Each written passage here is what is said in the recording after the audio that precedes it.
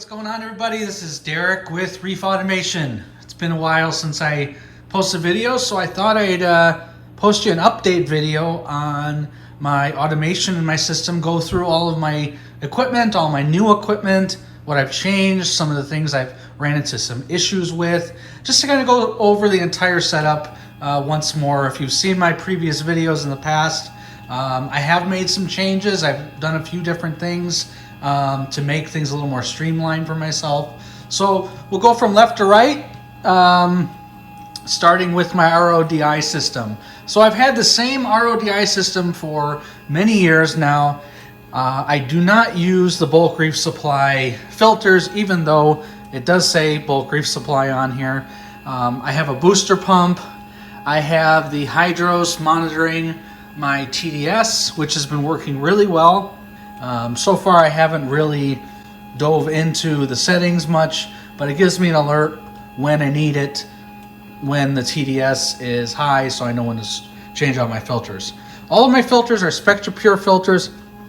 I've never used any bulk reef supply resin or any resin myself. I find it much easier, more convenient, and longer lasting if I get the pre-made cylinders.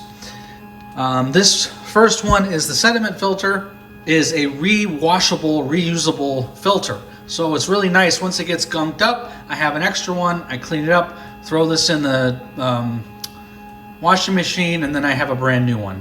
I have two carbon filters going next. I have the 0.5 micron, I believe, and then the 0.1 micron.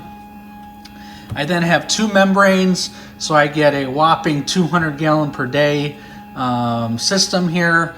If you're going to do that, you're going to need a booster pump, so that's what the booster pump does. And then I have a little bit of a different setup than most people use. Again, this is Spectra Pure. So the first one on the right here is called the Enduro. I have never replaced the Enduro. I do have an extra one, but I've never replaced it. And what's really nice about it is it lasts a very long time. And again, I have a TDS meter on the end of it, so that way I know if I need to replace it. The second one is going to be your silica buster, and the first one's going to be your max cap. The max cap I replace, like, a normal one, probably, I would say every month I replace it, whereas the silica buster, maybe every 6 months I've had to replace it. These guys last a long time and give me very good water quality. I've sent it into ICP and it's all zeros across the board. Okay, so I use this to mix both my salt water and to give me some fresh water, RODI water. And the fresh water is primarily used for auto top-offs. It's also used for my reptile room. Whereas the salt water, I have an auto water change, which I'll go over in a second. It's hooked up to a Ecotech pump. As you can see, it's super quiet. You don't even hear it. And it mixes the water from the top and the bottom. I am mixing this primarily, obviously, as backup water and also for an auto water change that I use on my reef tank, which is right here. So we'll go through that next. I have, there's the pump right here. I got some things going on and off with my energy bar here, specifically the hydros. The hydros is what provides the misting system for my misters, and that way I can control it on my hydros. So that's what that's for. I have my ATOs here. I have two FMMs, both doing different things. One is doing my leak detection underneath all this stuff in case I have a leak. And then one is doing the high-low sensors on both of the bins. Here is a dose that does my auto water changes. It does automatic water change all day long, so I don't really mess with it anymore. I don't remember specifically how much I'm doing, but it's something like maybe 1 gallon to 2 gallons a day. It could probably be more than that, but I don't recall exactly. I do have a PM1 there. The PM1 is for my calc unit. This is the Geo, and it is a pump-powered mixer. It doesn't have a mixing stick in it. And there you can see the pH probe. So a lot of people ask me about this unit. I've had success and I've also had some issues with it. I would say if you ever get one of these, to make sure you have a pack of additional impellers, because I've had to replace the impeller on this probably every 3 to 4 months It does get caked up with caulk, and it can be a pain in the butt because you don't know when it's happening. You can see that when it does happen, the caulk kind of stays at the bottom, and that's how I know that something's going on with the pump. So this is all being fed from my Versa pump here, and you can see it just goes really slow, and I'll show you the dripping that I'm doing on it. It's all hooked up to the apex so that if there's a leak, if there's something going on with my pH, if there's something, I want to stop the calc right away, the Versa will shut off.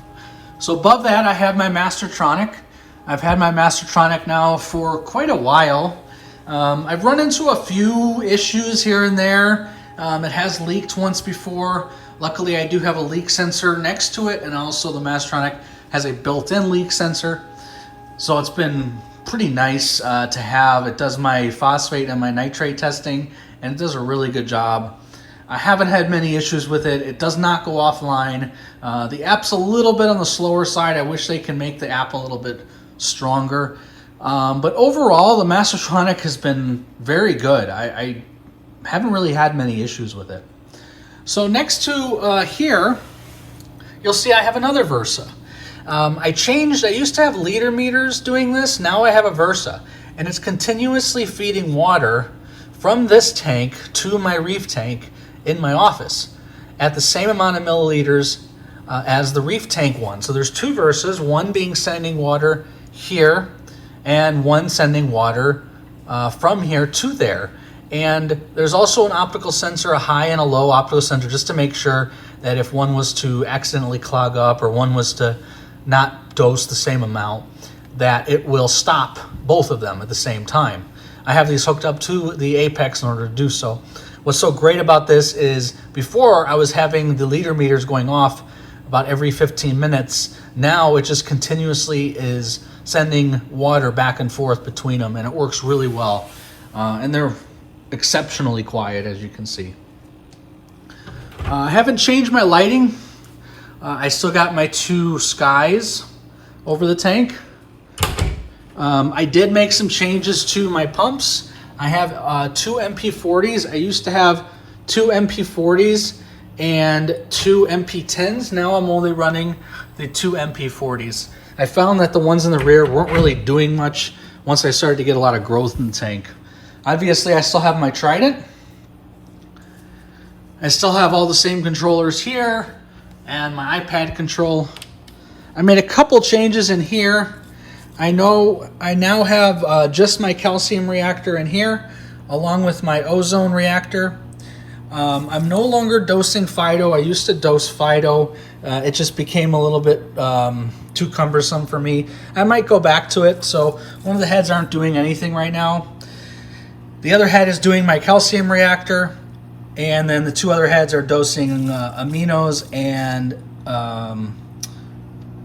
replenish from Brightwell Aquatics, and those are your trace elements.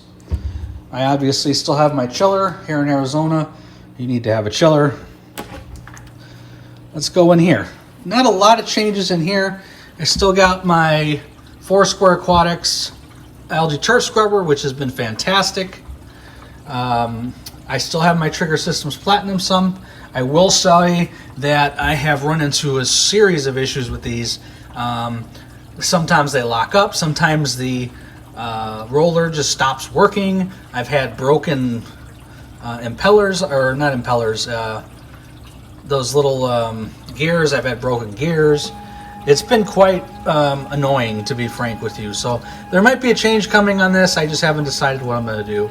I have a small Royal exclusive carbon reactor there that feeds from my manifold. I still have the same skimmer that I've had for quite a while now. It's an SR Aquaristics. I'll show you what that company is. I found it to be a fantastic unit. I have my Avast Marine locker. Let's see. Still got the same pumps. You'll see I have my calcium reactor right there on the right side, and then I have my dripping of my calc right there next to it, and then the rest of my dosing pumps. So not much has changed in the tank, but you can see I made a couple changes to the automation here. So I hope to release a few more videos. I have a couple more videos coming out, but I'm not sure when they're going to be released, so hopefully you can stay tuned. I hope you enjoyed this update video. We'll do an update of the corals in the next video, and I'll also do an update of the big tank and the small tank coming up soon.